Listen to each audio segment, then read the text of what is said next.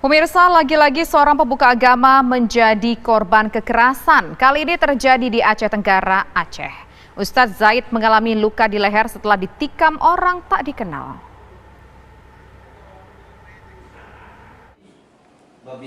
Ustadz Muhammad Zaid Maulana ditikam oleh orang tak dikenal saat memberikan ceramah peringatan Maulid Nabi Muhammad SAW. Peristiwa ini terjadi di Masjid Al-Husna, Desa Kandang Mbalang Mandiri, Aceh Tenggara, Aceh. Korban mengalami luka di leher dan di tangan kiri. Ia pun langsung dibawa ke rumah sakit Nurul Hasanah. Pribadi sama orangnya nggak kenal. Apa permasalahannya selama ini? Nggak ada, orangnya nggak kenal kita. Ustadz itu saat apa ya? Saat Lagi ceramah ya? tausiah lah. Tausiah ya? Wah, lagi fokus tausiah. Jamaah pun lagi fokus menyimak. Nah tiba-tiba dia menyerang. Spontan dari belakang. Oh, dari belakang.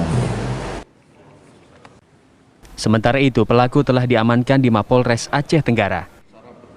Polisi masih mendalami motif pelaku yang diduga mantan anggota polisi yang dipecat karena bermasalah. Sampai sekarang ini pelaku masih dilakukan pemeriksaan terkait motif dan lainnya. Apa benar ini pecatan polisi? Benar, yang bersangkutan pelaku adalah mantan anggota Polri yang sudah dinas di Polres Aceh Tenggara. Sudah berapa tahun dan dipecat? Dipecat pada tahun 2017 karena dia tidak masuk dinas atau disersi dari dinas kepolisian. Barang bukti yang diamankan berupa sebilah pisau cutter milik pelaku dan surban milik korban. Dari Kabupaten Aceh Tenggara, Aceh, Lantra TV One mengabarkan. Bagaimana perkembangan kasus penusukan Ustadz di Aceh Tenggara? Kita tanyakan langsung kepada Kapolres Aceh Tenggara, AKBP Wanto Eko Sulistyo. Pak Kapolres, dari hasil penyidikan saat ini, Pak Kapolres, kami ingin tahu Pak sebenarnya, apa yang menjadi motif pelaku menusuk Ustadz Zaid Maulana ini? Baik, Bapak, saya dari Aceh Tenggara melaporkan bahwasanya sampai dengan saat ini pelaku masih belum kooperatif, bahkan tidak mengakui perbuatan yang telah dilakukan. Pada saat kejadian, apakah ada bukti-bukti yang memang memberatkan dari pelaku ini, Pak? Baik, jadi kami melakukan penangkapan karena kita ada keterangan-keterangan yang kami peroleh. Yang pertama, dari korban itu sendiri, pada saat saya berkunjung ke rumah sakit, beliau menyampaikan bahwasanya pelakunya dengan inisial MA. Kemudian dari hasil keterangan masyarakat yang ada di sekitar kejadian pun menerangkan bahwasanya pelakunya adalah MA. Yang sebenarnya pelaku ini sudah dikenali banyak masyarakat di kampung tersebut. Oke, kita ingin tahu Pak Kapolres, sebenarnya gerak-gerik pelaku ini bagaimana ketika datang ke acara Maulid Nabi? Karena kabarnya Ustadz atau penceramahnya tidak mengenal sama sekali, meskipun Bapak mengatakan warga tahu dengan pelaku.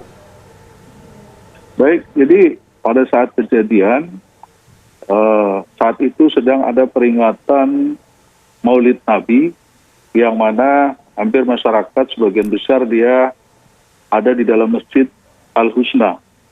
Jadi pada saat dilakukan penceramah, seketika itu juga pelaku memasuki masjid melalui jendela di samping yang berada di samping sebelah kanan masjid. Seketika itu juga pelaku langsung melakukan penganiayaan terhadap korban. Namun dalam waktu yang sama juga korban melakukan perlawanan dengan menepis tangan kiri sehingga korban mengalami luka sobek di telapak tangan kiri. Dan saat itu juga korban langsung dilarikan ke rumah sakit. Demikian. Sudah diketahui sebetulnya apa background dari pelaku ini? Siapa sebetulnya pelaku ini? Seperti apa kesehariannya, Pak Kapolres? Baik, jadi hasil informasi yang kita dapatkan di masyarakat setempat bahwasanya pelaku kesehariannya dia tidak ada pekerjaan yang rutin dilakukan oleh pelaku. Dan setelah kami lakukan bahwasanya pelaku ini memang benar adalah pecatan dari anggota Polri yang diberhentikan dengan tidak hormat karena tidak masuk kerja atau disersi. Demikian. Pak Anto, setelah keseharian diketahui, ketika diamankan pertama kali, bagaimana komunikasi antara pelaku dan juga pihak kepolisian? Apakah masih bisa dikatakan dalam kondisi sadar, kejiwaannya normal, atau bagaimana Pak Wanto? Baik, sampai dengan saat ini pelaku pun dalam keadaan sadar, sehat jasmani dan rohani. Namun terkait masalah perbuatan yang sudah dilakukan terhadap tersangka terhadap pelaku tidak mengakui perbuatannya. Meskipun dari pihak korban sendiri mengenali pelaku dan masyarakat setempat yang melihat kejadian itu pun mengenali saudara pelaku. Demikian. Apakah mungkin ada ciri-ciri yang cukup aneh dari pelaku ini Pak ketika katakanlah ketika berhasil ditangkap oleh pihak polisi Pak? Jadi profil pelaku ini memang sudah dikenal oleh masyarakat setempat.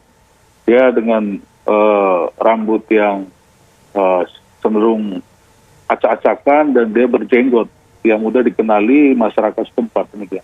Maksudnya dari sikap ataupun perilakunya pelaku ini Pak ketika berhasil ditangkap oleh aparat berwajib? Baik, jadi saat itu dan terakhir pun kami lakukan pengumpulan bahan keterangan, memang terhadap pelaku ini punya kebiasaan yang kurang baik, seperti sehariannya dia sering mabuk-mabukan dengan mengonsumsi air tua. Jadi kebiasaan inilah yang dilakukan oleh saudara pelaku. Menurut keterangan-keterangan masyarakat yang ada di sekitar yang mengenali saudara pelaku. Terima kasih penjelasannya Kapolres Aceh Tenggara Aceh, AKBP Wanto Eko Sulistyo.